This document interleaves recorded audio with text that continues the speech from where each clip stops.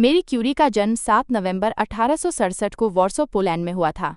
उनका वास्तविक नाम मारिया स्क्लोडोवेस्का था। वे बचपन से ही पढ़ाई में तेज और जिज्ञासु स्वभाव की थीं। उनके माता पिता शिक्षक थे और शिक्षा को बहुत महत्व देते थे। हालांकि उस समय पोलैंड रूस के अधीन था और महिलाओं को उच्च शिक्षा प्राप्त करने का अधिकार नहीं था, फिर भी मेरी ने हार नहीं मानी। उच्च शिक्षा की चाह में वे 1892 में पेरिस चली गईं और सोरबोन विश्वविद्यालय में भौतिकी और गणित की पढ़ाई की। वहीं उनकी मुलाकात पियरे क्यूरी से हुई, जो स्वयं भी एक वैज्ञानिक थे।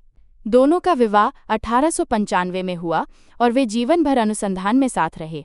मेरी क्यूरी ने अपने पति के साथ मिलकर रेडियम और पोलोनियम नामक दो नए रेडियोधर्मी तत्वों की खोज की।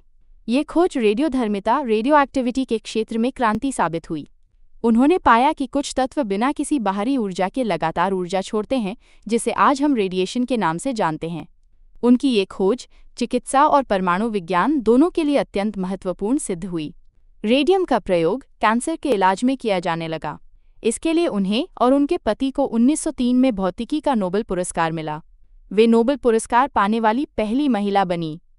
सन 1906 में पियरे की एक सड़क दुर्घटना में मृत्यु हो गई, लेकिन मेरी ने अपने शोध कार्य को जारी रखा। बाद में उन्होंने अकेले ही रेडियम पर गहन शोध किया और 1911 में रसायन शास्त्र का नोबेल पुरस्कार भी जीता। वे आज तक की एकमात्र महिला हैं जिन्हें दो अलग अलग विज्ञान क्षेत्रों में नोबेल पुरस्कार प्राप्त हुए हैं। प्रथम विश्व युद्ध के दौरान उन्होंने मोबाइल एक्स-रे यूनिट्स विकसित की, जिनकी मदद से घायल सैनिकों की तुरंत जांच की जा सकती थी। उन्होंने न केवल प्रयोगशालाओं में बल्कि युद्ध के मैदान में भी विज्ञान का उपयोग मानवता के लिए किया। लगातार रेडिएशन के संपर्क में रहने के कारण उनकी सेहत पर असर पड़ा और अंततः 14 जुलाई 1934 को उनका निधन हुआ। उस समय ये ज्ञात नहीं था कि रेडिएशन स्वास्थ्य के लिए कितना हानिकारक हो सकता है। मेरी क्यूरी का जीवन इस बात का उदाहरण है कि कठिनाइयों और सामाजिक बाधाओं के बावजूद एक स्त्री भी विज्ञान की ऊंचाइयों तक पहुंच सकती है। आज वे विज्ञान, शिक्षा और महिला सशक्तिकरण की प्रतीक मानी जाती हैं। उनका योगदान आने वाली पीढ़ियों के लिए प्रेरणा बना रहेगा।